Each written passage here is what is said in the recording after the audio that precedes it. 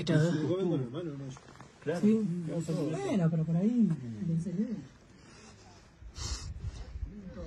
Andes পর্বতের সামনে আচারি কাব্য। পর্বতের উচ্চতায়, অতি উচ্চতায় যখন কোনো কিছু খাওয়া যায় না, সামনে সুস্বাদু খাবার কিন্তু খাওয়া যাচ্ছে না, তখন আচারি কাব্য হচ্ছে মহৌষধ। 4 রকমের আচারি কাব্য নিয়ে এখন আছি আন্দিজ পর্বতে। এই হচ্ছে আমাদের গাইড।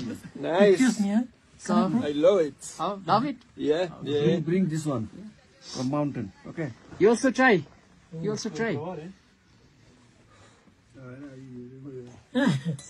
আচারি কাব্য, আলু ভর্তা, ডিম ভর্তা হচ্ছে, আর এখানে গরুর মাংসের তরকারি। থ্যাংক ইউ আচারি কাব্য। এভাবেই সবসময় বাসা থাকবেন।